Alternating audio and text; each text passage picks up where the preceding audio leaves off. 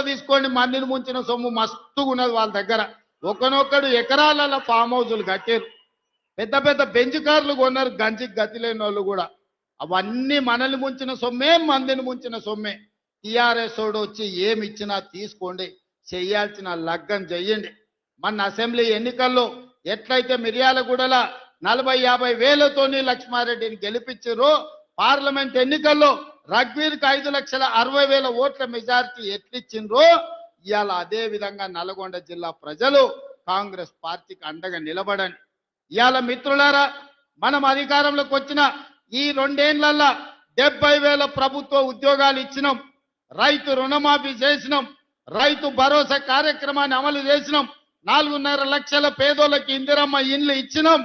ఇవాళ ఆడబిడ్డలకు ఆర్టీసీలో బస్సే కాదు 1000 బస్సులు కొనిపించి, బస్సులో ఉచితమే కాదు 1000 బస్సులకు యజమానులను ఇవాళ ఆడబిడ్డలు చేసినాం. ఇవాళ స్వయం సహాయక సంఘాలకు పెట్రోల్ బంకులు నడుపుకోవడానికి ఇవాళ ప్రతి జిల్లాలో పెట్రోల్ బంకులు ఇచ్చి 27,000 కోట్ల రూపాయలు సున్నా వడ్డీకి ఇవాళ ఆడబిడ్డలకు నగదు బ్యాంకులతో ఇప్పించినాం.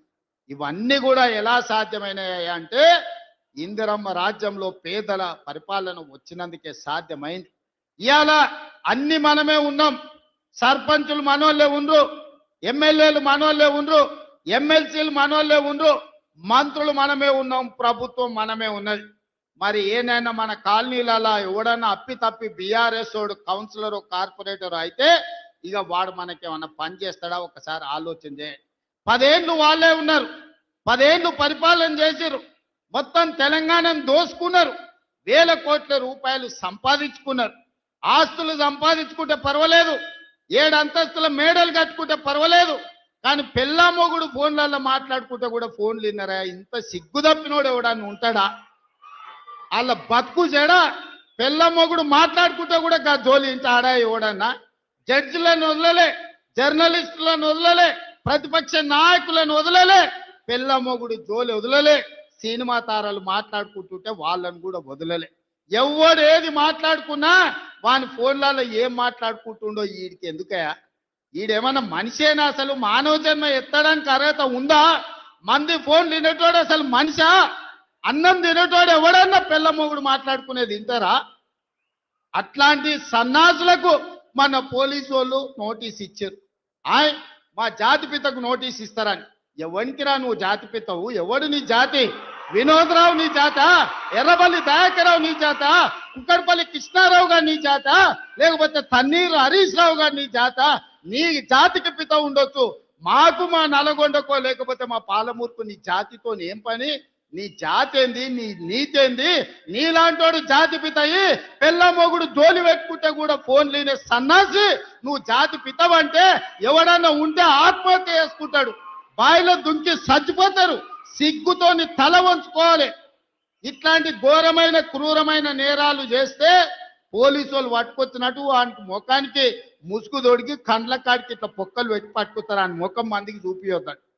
మన పోలీసు వాళ్ళు పిలిచినప్పుడు హరీష్ రావును కేటీఆర్ని అందరినీ ముఖానికి ముసుగు తొడిగి పట్టుకొచ్చేది ఉండే, లేకపోతే ముఖానికి మసి పూసి పట్టుకొచ్చి పోలీసుల ముందర పెట్టేది ఉండే. పోలీసు వాళ్ళు మంచోళ్ళు కాబట్టి ఏమనలేదు. మా జాతిపితకు నోటీస్ ఇస్తావా?